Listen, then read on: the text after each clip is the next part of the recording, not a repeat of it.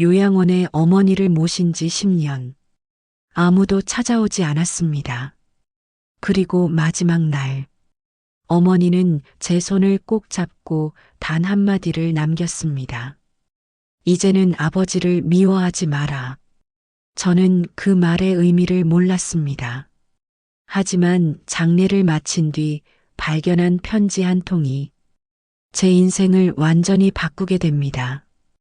요양원에 어머니를 모신 지 벌써 10년이 흘렀습니다. 처음 어머니를 모시던 날, 저는 요양원 앞에 차를 세워두고 한참을 나오지 못했습니다. 어머니의 짐이라고 해봐야 낡은 옷가지 몇 개와 손때 묻은 성경책, 그리고 오래된 손거울 하나가 전부였습니다. 저는 그 짐을 옮기면서도 죄송해요. 조금만 참으세요. 자리 잡히면 자주 올게요라는 말을 몇 번이나 되풀이했는지 모릅니다. 그때 어머니는 이미 무릎이 많이 상해 혼자 걷기 힘든 상태였습니다. 형편이 넉넉지 않아 넓은 집에서 함께 모실 수 없다는 현실이 늘 마음에 걸렸습니다. 아내와 상의 끝에 요양원을 알아보러 다니던 날들, 이곳저곳을 둘러보며 이 정도면 괜찮겠다 하고 스스로를 위로했던 기억이 아직도 선명합니다. 정작 그 결정을 어머니께 전하던 날, 어머니는 아무 말 없이 창밖만 바라보셨습니다. 서운함을 드러내지 않으려 애쓰는 뒷모습이었다는 것을 저는 그때는 알지 못했습니다. 처음에는 매주 찾아가겠다고 다짐했습니다. 하지만 삶은 늘 핑계를 만들었습니다. 일이 바빴고 아이들을 키워야 했고 몸이 피곤했습니다. 회사에서는 늘 마감이 있었고 집에 오면 아이들 숙제를 봐줘야 했습니다. 주말이면 밀린 집안일을 하다 보면 하루가 끝나 있었습니다. 다음 주에 가야지 하던 말이 이번 달에는 꼭 가야지로, 그리고 계절이 바뀌기 전에는 가야지로 조금씩 밀려났습니다. 한 달에 한 번이 되던 방문은 계절이 바뀔 때 한 번으로 줄어들었고 어느새 어머니는 창밖만 바라보는 시간이 더 길어졌습니다. 한 번은 오랜만에 찾아간 날 어머니가 저를 다른 이름으로 부르셨습니다. 옆에 있던 요양보호사가 조용히 귀띔해 주었습니다. 가끔 아드님을 다른 어르신 이름으로 부르실 때가 있어요. 너무 마음 쓰지 마세요. 저는 괜찮다고 웃어넘겼지만 집으로 돌아오는 길에는 이상하게 목이 메었습니다. 자주 오지 않으니 얼굴조차 낯설어지는 것 같아 그 사실이 못 견디게 서글펐습니다. 직원들은 늘 같은 말을 했습니다. 오늘도 창가에서 누군가를 기다리셨어요. 한 번은 요양보호사가 조심스럽게 이렇게 덧붙인 적도 있습니다. 어머님이 아드님 오시는 날이면 며칠 전부터 옷매무새를 다듬으세요. 이 옷 저 옷 다 꺼내보시고 머리도 다시 빗으시고요. 그러다 아드님이 오시는 날엔 정작 아무 일도 없었던 것처럼 무덤덤하게 맞이하시더라고요. 저는 그 말을 들으며 애써 웃었지만 속으로는 무언가가 쿵 하고 내려앉는 기분이었습니다. 그 말을 들을 때마다 가슴이 무너졌지만 저는 애써 모른 척했습니다. 차를 몰고 돌아가는 길이면 라디오 볼륨을 괜히 크게 높이곤 했습니다. 그렇게라도 하지 않으면 마음속에서 울리는 목소리를 견딜 수가 없었습니다. 어머니는 저를 보면 늘 웃으셨습니다. 바쁜데 왔구나. 얼굴만 봐도 됐다. 그 말이 오히려 더 죄송했습니다.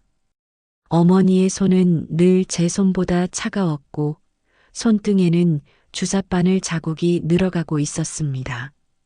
그런데도 어머니는 제 안색을 먼저 살피며 요즘 잠은 잘 자니, 밥은 챙겨 먹고 다니니 하고 물으셨습니다. 자신의 몸보다 자식의 하루를 더 걱정하는 사람이었습니다. 명절이 되면 잠깐 들러 과일 몇 개를 깎아드리고 어머니 생신이면 케이크를 사들고 가서 사진 몇 장을 찍고 돌아왔습니다. 그것이 제가 할 수 있는 최선이라고 스스로를 다독였습니다. 하지만 돌아오는 차 안에서는 늘 마음 한구석이 무거웠습니다. 아이들이 자라면서는 그마저도 더 줄었습니다. 큰아이가 대학 입시를 치를 무렵에는 반년 가까이 발걸음을 하지 못했습니다. 그해 겨울 요양원에서 걸려온 안부. 전화를 받고서야 제가 얼마나 오랫동안 어머니를 찾지 않았는지 깨달았습니다. 어머니 잘 지내시죠? 라는 제 물음에 전화기 너머 간호사는 잠시 머뭇거리다 대답했습니다. 잘 지내세요. 그런데 요즘 식사량이 조금 줄었어요. 한번 오셔서 얼굴 보여드리면 좋을 것 같아요. 저는 그날도 네, 곧 가겠습니다라고 말했지만 그 고지 다시 몇 달이 되었습니다. 그렇게 10년이 흘렀습니다. 그리고 어느 겨울 새벽 요양원에서 전화가 걸려왔습니다. 보호자님, 어머님 상태가 많이 위중하십니다. 전화를 받는 순간 손이 떨려 휴대폰을 2번이나 놓쳤습니다. 옷을 챙겨 입을 정신도 없이 겉옷만 걸치고 차에 올랐습니다. 도로는 얼어 있었고 신호마다 걸릴 때마다 핸들을 움켜쥔 손에 땀이 배었습니다. 운전을 하는 내내 머릿속에는 지난 10년의 장면들이 어지럽게 스쳐 지나갔습니다. 자주 찾아오겠다던 다짐과 그 다짐을 지키지 못했던 수많은 계절들이 한꺼번에 밀려와 가슴을 짓눌렀습니다. 급히 달려갔지만 어머니는 이미 마지막 숨을 준비하고 계셨습니다. 병실 문을 열었을 때 어머니는 산소 마스크를 쓴 채 가쁜 숨을 몰아쉬고 있었습니다. 그 작아진 몸이 이불 속에 파묻혀 있는 모습을 보는 순간 저는 다리에 힘이 풀려 하마터면 주저앉을 뻔했습니다. 희미하게 눈을 뜬 어머니는 제 손을 꼭 잡았습니다. 그 손에는 더 이상 예전의 온기가 남아있지 않았습니다. 하지만 손끝에 담긴 힘만큼은 제가 알던 그 어머니의 마지막 힘이었습니다. 그리고 아주 작은 목소리로 말씀하셨습니다. 이제 아버지를 미워하지 마라. 그 말을 끝으로 어머니는 조용히 눈을 감으셨습니다. 병실 안에는 심전도 모니터에 낮은 신호음만 길게 울렸습니다. 저는 그 소리를 들으며 어머니의 손을 놓지 못한 채 한참을 그대로 앉아 있었습니다. 저는 그 말을 이해할 수 없었습니다. 저는 평생 아버지를 원망하며 살아왔습니다. 어릴 적 아버지는 늘 술을 드셨고 집에 잘 들어오지 않았습니다. 생활비도 제대로 주지 않았고 어머니는 새벽부터 밤늦게까지 일해야 했습니다. 어머니는 새벽 시장에서 채소를 팔고 낮에는 남의 집 청소를 하고 밤이면 삭바느질을 하며 저를 키웠습니다. 겨울이면 손등이 갈라져 피가 나는 것을 보면서도 저에게는 늘 괜찮다, 별거 아니다라고만 하셨습니다. 그런 어머니의 곁에서 아버지는 술에 취해 밤늦게 들어오거나 며칠씩 집을 비우기도 했습니다. 저는 그런 아버지를 볼 때마다 속으로 이를 갈았습니다. 초등학교 운동회 날 다른 아이들의 아버지는 모두 응원석에 앉아 있었지만 저희 아버지는 오지 않았습니다. 저는 그날 달리기에서 1등을 하고도 아무에게도 자랑하지 못했습니다. 집에 돌아와 이불을 뒤집어 쓰고 혼자 울었던 기억이 아직도 생생합니다. 중학교에 들어갈 무렵에는 아버지와 마주칠 때마다 인사도 제대로 하지 않았습니다. 술에 취해 비틀거리며 들어오는 아버지의 모습이 부끄럽고 싫었습니다. 그런 날이면 저는 방문을 걸어 잠그고 이어폰을 귀에 꽂은 채 잠을 청했습니다. 그래서 저는 단 한 번도 아버지를 좋은 사람이라고 생각한 적이 없었습니다. 아버지가 돌아가셨을 때도 저는 눈물 한 방울 흘리지 않았습니다. 장례식장에서 조문객들이 아버님이 참 좋은 분이셨는데 하고 위로를 건넬 때마다 저는 속으로 비웃었습니다. 그들이 아버지의 진짜 모습을 몰라서 하는 말이라고 생각했습니다. 아버지와 함께 일했다는 어떤 분은 발인 날 제 손을 붙잡고 이렇게 말씀하셨습니다. 자네 아버지 현장에서 제일 힘든 일마다 않고 하던 사람이었어. 다들 그 양반 성실한 거 알아줬지. 저는 그 말에도 그냥 예의상 하는 인사려니 하고 흘려들었습니다. 그때는 그 한마디 속에 얼마나 많은 진실이 담겨 있었는지 전혀 알지 못했습니다. 장례를 마친 뒤 요양원 직원 한 분이 저를 불렀습니다. 어머님께서 돌아가시기 전에 이걸 꼭 전해달라고 하셨어요. 몇 년 전부터 서랍장 깊은 곳에 넣어두시고 혹시 무슨 일이 생기면 반드시 아들에게 전해달라고 몇 번이나 당부하셨어요. 직원은 잠시 머뭇거리다 말을 이었습니다. 사실은 이 상자를 몇 번이나 다시 꺼내 보시더라고요. 밤에 잠이 오지 않으실 때면 저희에게 부탁해서 서랍을 열어달라고 하시고는 편지만 한참 쓰다듬으시고 다시 넣어두셨어요. 그런데 절대 뜯어서 읽지는 않으셨어요. 이건 우리 아들이 봐야 할 것이라고 하시면서요. 저는 그 이야기를 들으며 어머니가 그 상자를 손에 쥐고 있던 그 밤들을 떠올렸습니다. 얼마나 많은 밤을 이 진실을 홀로 품고 견디셨을지 가늠조차 되지 않았습니다. 낡은 갈색 봉투 하나였습니다. 봉투 겉면은 색이 바랬고 모서리가 달아 있었습니다. 오랫동안 손에서 손으로 서랍에서 서랍으로 옮겨 다닌 흔적이 고스란히 남아 있었습니다. 그 안에는 오래된 편지와 통장, 그리고 빛바랜 사진 한 장이 들어 있었습니다. 사진 속에는 젊은 아버지와 어머니, 그리고 갓난아기였던 제가 환하게 웃고 있었습니다. 사진 뒷면에는 흐릿한 글씨로 날짜가 적혀 있었습니다. 제가 태어난 지 100일이 되던 날이었습니다. 떨리는 손으로 편지를 펼쳤습니다. 편지 첫 줄을 읽는 순간 제 눈물이 멈추지 않았습니다. 아들아, 혹시 이 편지를 읽게 된다면 그때는 내가 없는 세상이겠구나.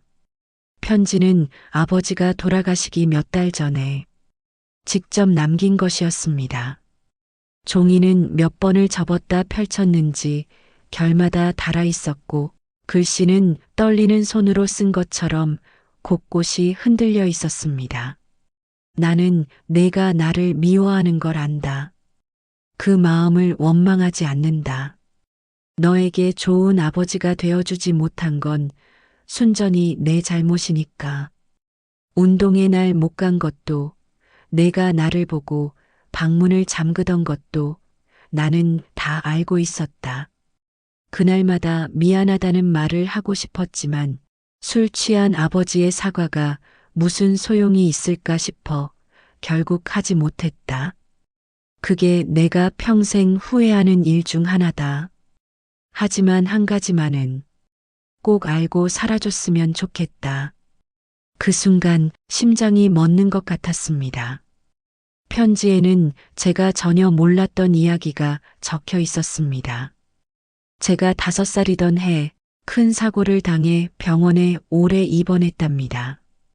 계단에서 굴러 떨어져 머리를 크게 다쳤고 의사는 수술이 늦어지면 위험할 수 있다고 했다는 내용이었습니다. 그때는 너무 어렸던 저라 그 일에 대한 기억이 거의 남아있지 않았습니다. 수술비를 마련하기 위해 아버지는 자신의 공장 일을 그만두고 새벽과 밤을 가리지 않는 위험한 막노동을 시작했습니다. 건설 현장에서 벽돌을 나르고 겨울에는 얼어붙은 손으로 철근을 묶고 여름에는 뜨거운 아스팔트 위에서 하루 열몇 시간씩 일했다고 적혀 있었습니다. 몸이 망가질 정도로 일했고 진통제를 버티기 위해 술에 의지하게 되었다고 했습니다. 편지에는 허리를 다쳐 걸을 수 없을 지경이 되어도 일을 쉴 수가 없었다. 술을 마셔야 겨우 통증을 잊고 다시 일어설 수 있었다라는 문장이 적혀 있었습니다. 내가 태어나던 날 나는 공사장에서 일하다 그 소식을 듣고 안전모도 벗지 못한 채 병원까지 뛰어갔다. 내가 웃는 얼굴로 나를 맞아주었을 때 나는 그 자리에서 얼마나 울었는지 모른다. 하지만 집에 돌아와서는 눈물을 보이지 않으려 애썼다. 가장이 흔들리면 온 집이 흔들린다고 생각했으니까. 저는 그 대목을 읽으며 아버지가 왜 그렇게 말없이 무뚝뚝한 사람이 되어갔는지 조금씩 이해되기 시작했습니다. 생활비가 부족했던 것도 돈이 없어서가 아니었습니다. 매달 병원비와 빚을 갚느라 남는 돈이 거의 없었다는 사실을 그제야 알게 되었습니다. 아버지는 매달 벌어들인 돈의 대부분을 병원비와 사채 빚을 갚는 데 썼고 정작 집에는 최소한의 생활비만 보냈다고 적혀 있었습니다. 그리고 그 사실을 어머니에게조차 자세히 말하지 않았다고 했습니다. 내 어머니가 알면 마음이 아플 것 같아 말하지 못했다는 문장을 읽으며 저는 눈앞이 흐려졌습니다. 더 놀라운 것은 통장에 적힌 기록이었습니다. 아버지는 돌아가실 때까지 매달 조금씩 돈을 모아 어머니 이름으로 저축하고 계셨습니다. 통장을 넘겨보니 몇천 원, 몇만 원 단위의 입금 기록이 수십 년에 걸쳐 빼곡히 적혀 있었습니다. 막노동으로 번 돈을 하루 밥값까지 아껴가며 모은 흔적이었습니다. 어떤 달은 입금액이 유난히 적었는데 날짜를 살펴보니 제가 대학 등록금을 내야 했던 시기와 겹쳐 있었습니다. 그 무렵 아버지는 제게 아무 말 없이 여기저기서 돈을 빌려 등록금을 마련해 주셨고 저는 그 돈이 어디서 나온 줄도 모른 채 그저 당연하게 받았습니다. 통장 한 귀퉁이에는 학기 등록금, 아들 몰래라는 짧은 메모가 남아 있었습니다. 통장에는 메모가 하나 붙어 있었습니다. 내가 없어도 엄마만은 편히 살게 해줘. 저는 그 자리에서 한참을 울었습니다. 편지지가 눈물에 젖어 글씨가 번질까봐 손으로 감싸 안았습니다. 평생 미워했던 사람이 사실은 가장 사랑했던 사람이었다는 것을 너무 늦게 알았습니다. 더 가슴 아픈 것은 어머니는 이 모든 사실을 알고도 단 한 번도 아버지를 원망하지 않았다는 것입니다. 대신 제 마음이 다치지 않도록 끝까지 침묵을 선택하셨습니다. 어머니는 그 오랜 세월 동안 자식 앞에서는 단 한 번도 아버지의 진심을 입 밖에 낸 적이 없었습니다. 그저 조용히 견디고 조용히 감싸며 저 혼자 아버지를 미워하도록 내버려 두었습니다. 그것이 당신이 두 사람 모두를 지키는 방법이었을지도 모릅니다. 돌이켜보면 어머니는 종종 아버지에 대해 알 듯 모를 듯한 말을 흘리셨습니다. 내 아버지도 힘들었을 거다라거나 사람이 겉으로 보이는 게 다가 아니야라는 말을 하실 때마다 저는 그저 어머니가 마음이 넓어서 하는 소리라고만 여겼습니다. 그 말 속에 얼마나 무거운 진실이 눌려 있었는지 저는 조금도 짐작하지 못했습니다. 어머니는 아마 수십 번도 더 그 진실을 저에게 말해주고 싶었을 것입니다. 하지만 그럴 때마다 자식이 짊어질 죄책감을 걱정해 스스로 입을 다무셨을 거라는 생각이 이제야 뒤늦게 듭니다. 요양원 직원은 마지막 이야기를 들려주었습니다. 어머님은 매일 창밖을 보시면서 우리 아들이 언젠가는 아버지를 이해할 날이 올 거야. 그 말씀을 자주 하셨어요.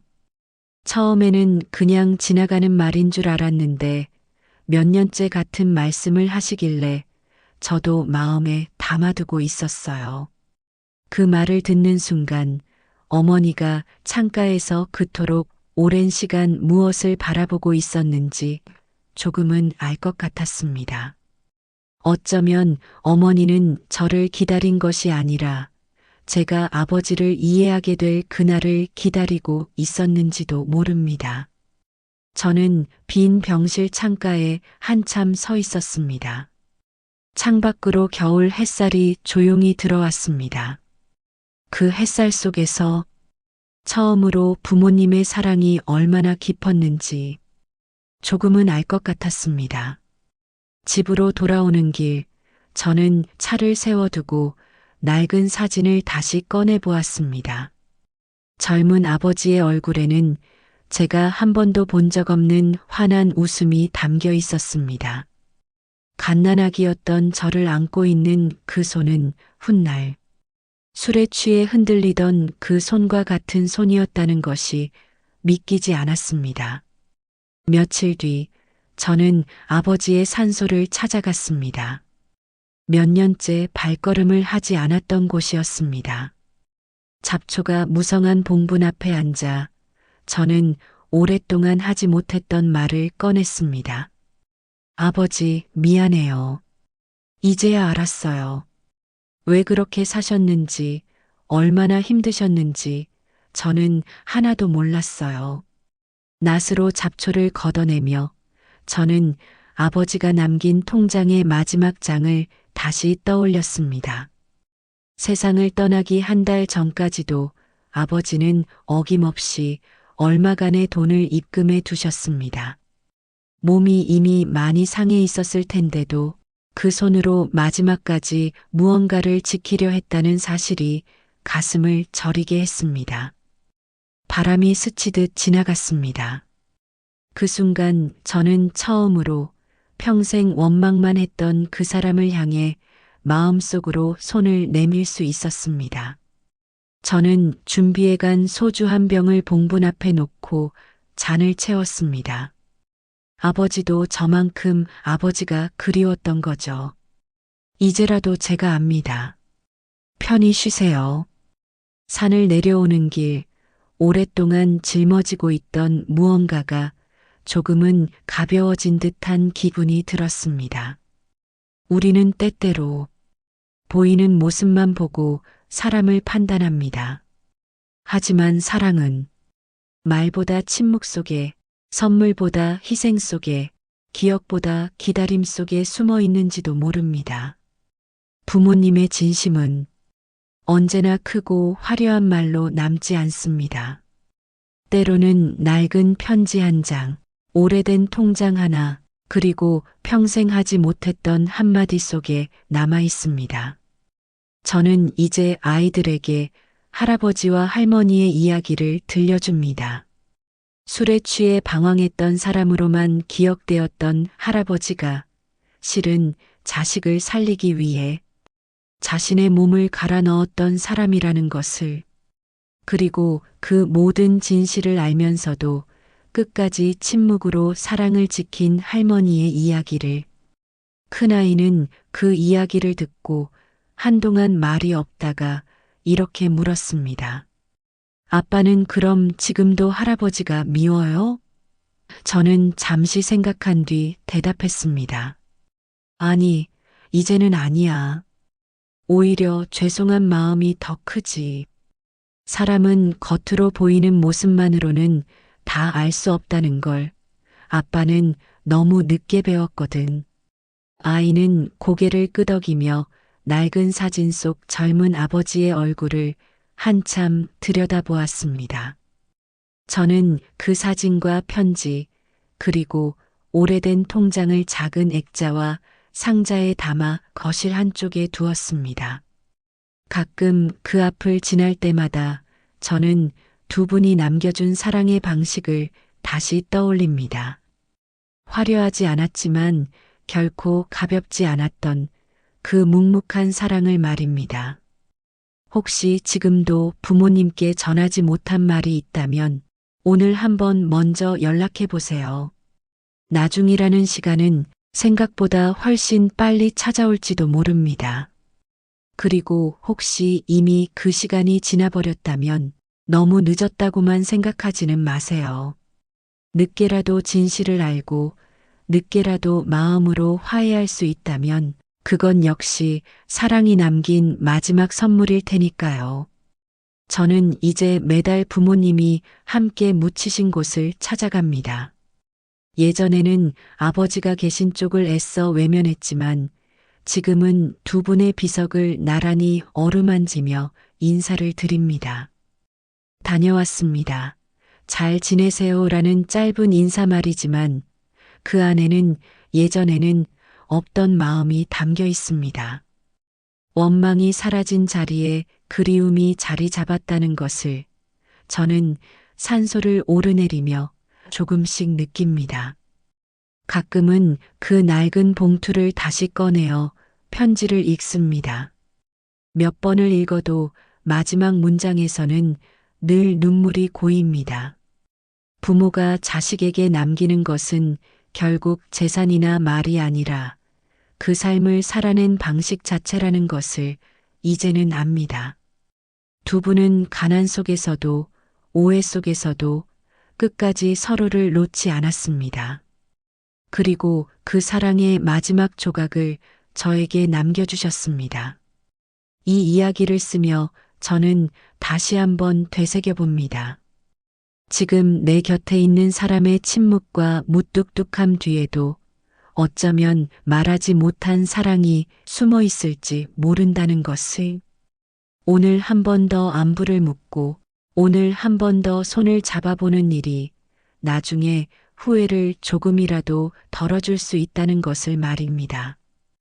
우리는 부모님의 사랑을 너무 늦게 이해하는 경우가 많습니다. 말하지 않아도 사랑했고 표현하지 않아도 희생했습니다. 오늘 부모님이 곁에 계신다면 먼저 전화 한 통 드려보세요. 그 한 통이 평생의 후회가 되지 않을 수도 있습니다. 이 이야기가 마음에 남았다면 좋아요와 구독으로 함께 해주세요. 다음 감동적인 이야기로 찾아뵙겠습니다. 끝까지 시청해주셔서 감사합니다. 오늘만큼은 부모님께 사랑합니다. 라는 한마디를 전해보세요. 여러분의 이야기도 댓글로 들려주시면 다음 영상 제작에 큰 힘이 됩니다.